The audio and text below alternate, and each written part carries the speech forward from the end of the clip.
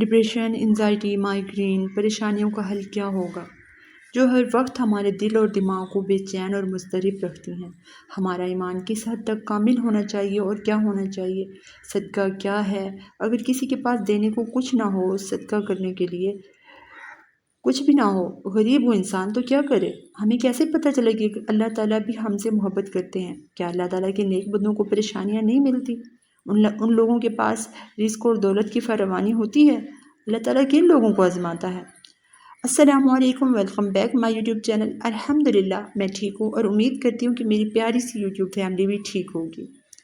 آج ہم ان چند ٹاپکس پر بات کریں گے۔ آج صبح کی میں نماز پڑھ رہی تھی تو دعا مانگتے ہوئے میں اپنی دوست احباب جن کو میں جانتی ہوں یا نہیں جانتی، ان کے لیے میں کوشش کرتی ہوں کہ میں دعا میں ان کو شامل کروں، ان کے لیے دعا مانگوں۔ تو اچانک سے خیال آیا کہ کیوں نہ میں کچھ ایسی باتیں شیئر کروں کہ کسی کے لیے وہ بھی فائدہ مند ہو۔ تو ان میں یہ چند باتیں ہیں جن کے ہم جو ہے نا جانیں گے کہ ان کا حل کیا ہو سکتا ہے ہماری زندگی میں۔ ہم خود کو کیسے پہچان سکتے ہیں، ہم خود کو اللہ تعالیٰ کے ساتھ کیسے جوڑ سکتے ہیں، ہم کیسے ان پریشانیوں سے چھٹکارا حاصل کر سکتے ہیں۔ تو آئیے اس کے بارے میں جانتے ہیں۔ یہ تمام پریشانیاں، بیماریاں جو ہمیں مضطرب و پریشان حال رکھتی ہیں، اس کائنات کا اصول ہے۔ جو اس دنیا میں آیا ہے وہ ان تمام چیزوں سے گزر کر ہی جائے گا، چاہے وہ امیر ہے، چاہے وہ غریب ہے، چاہے وہ مرد ہے یا عورت ہے۔ بس فرق اتنا ہوتا ہے کہ کسی کو دے کر اللہ تعالیٰ آزماتا ہے اور کسی سے لے کر آزماتا ہے، کیونکہ جب تک سونا ایک خاص پروسیجر سے نہیں گزرتا نا، وہ کندن نہیں بنتا۔ اس کی اہمیت، قیمت اور خوبصورتی میں تبھی اضافہ ہوتا ہے جب وہ ایک خاص قسم کے عمل سے گزارا جاتا ہے، تب اس کی مارکیٹ ویلیو بھی بڑھ جاتی ہے۔ ٹھیک اسی طرح انسان کو بھی آزمایا جاتا ہے، کھرا اور کھوٹا الگ کیا جاتا ہے، اور اللہ تعالیٰ نے قرآن پاک میں تو واضح فرما دیا ہے کہ ہم تمہیں ضرور آزمائیں گے، بھوک سے، پیاس اور مال کی کمی سے اور اولاد کی کمی سے۔ ہم ساری دنیا کا علم سیکھتے ہیں، اس پر دن رات ایک کر دیتے ہیں، مگر قرآن جیسی عظیم کتاب جو اللہ تعالیٰ نے انسان کے لیے ہدایت اور رہنمائی کے لیے بھیجی ہے نا، اس کا علم حاصل نہیں کرتے۔ پتہ ہے کیوں؟ کیونکہ ہم نے اس طرف کبھی سوچا ہی نہیں۔ یہ کتاب ایک کی بک ہے، جیسے کوئی مشین ہوتی ہے نا، اسے جب ہم لیتے ہیں تو اس کے ساتھ ایک انسٹرکشن بک ضرور ملتی ہے۔ ہم اس مشین کو چلانے سے پہلے اس بک کا مطالعہ ضرور کرتے ہیں کہ اگر ہم نے اسے غلط طریقے سے یوز کر لیا تو ہو سکتا ہے خراب ہو جائے۔ تو ہم اپنے لیے کیوں نہیں سوچتے کہ ہماری کی بک قرآن پاک ہے، جب انسان اس کے بغیر زندگی گزارے گا تو اس کا کیا حال ہوگا؟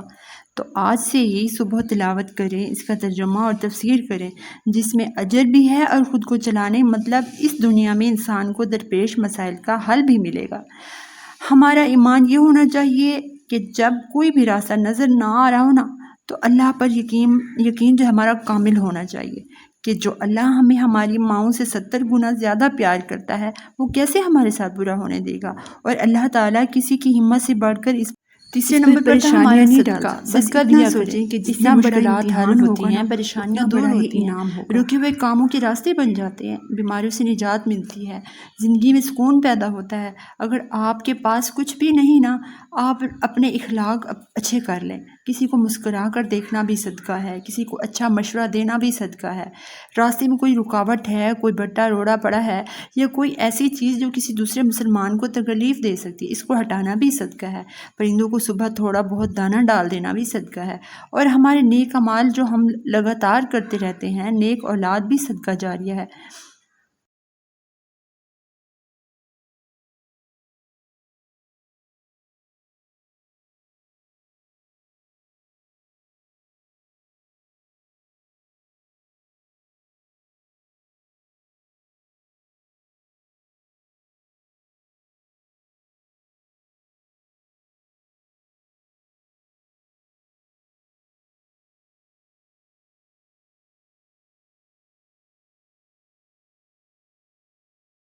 تو سمجھ لیں کہ اللہ تعالیٰ نے آپ کو اپنے راستے پر چلا دیا ہے اور وہ آپ سے محبت کرتا ہے۔ ایک اور بات، اگر کوئی آپ سے روٹا ہوا ہے یا آپ کسی سے روٹے ہوئے ہیں، ان کو فوراً جا کر منا لیں۔ اگر کوئی آپ سے ناراض ہے، ان سے فوراً ایکسکیوز کر لیں، ان سے معافی مانگ لیں۔ معافی کا لفظ جو ہے وہ کتنا ہوتا ہے، چھوٹا سا لفظ ہے، مجھے معاف کر دی، مجھ سے غلطی ہو گئی ہے، لیکن ایسے لگتا ہے کہ جیسے ہمارے دل اور دماغ سے کوئی منوں کا بوجھ اتر گیا۔ یقین کریں، آپ یہ چھوٹا سا عمل کر کے دیکھ لیں، مجھے ساری زندگی دعائیں دیں گے۔ इंशाल्लाह वो डिप्रेशन परेशानियां भी आप भूल जाएंगे कि कुछ था भी हमें। नंबर 5 पर हमारा था कि अल्लाह ताला किन लोगों को आज़माता है। अल्लाह ताला सबको आज़माता है, इनमें अमीर गरीब नेक बद सबको आज़माता है कि कौन मेरे रास्ते पर चलता है, कौन सब्र करता है और कौन सब्र नहीं करता, कौन ज़बान पर गिले शिकवे लेकर आता है। अगर गुनाहगार है तो अल्लाह ताला उसे बार बार वार्न कर रहे होते हैं कि बाज़ आ जाओ, बाज़ आ जाओ। अगर वो अपना तरीका ठीक नहीं करता तो अल्लाह ताला फिर उसे खुली ढील दे देता है और कहता है लोग कर लो जितने मज़े करने हैं, क्योंकि खुदा की लाठी बे आवाज़ होती है। गरीब हैं उनको भी अल्लाह ताला आज़माता है कि कहीं वो अपने रिज़्क़ के लिए गलत रास्ते तो इख्तियार नहीं करते, ये सब्र करते हैं। वो अपनी भूख प्यास में किसी के आगे हाथ फैलाते हैं, ये खुद मेहनत करके खाते हैं। वो अल्लाह ताला फरमाते हैं ना कि खुदा उनकी मदद करता है जो अपनी मदद आप करते हैं। वो अल्लाह फिर वसीले बनाने वाला है, पता भी नहीं चलता कि हालात बदलने लगते हैं। मुख्तसर ये कि अपनी सोच आप तक पहुंचाने का मतलब ये है कि अपनी ज़िंदगियों को खुशगवार रखें, खुश रहें, आबाद रहें। छोटे छोटे पल जो आपकी ज़िंदगी में है ना, उनको बहुत ज़्यादा इंजॉय करके गुजारें ताकि कभी भी परेशानियां आपको छू भी ना पाएँ।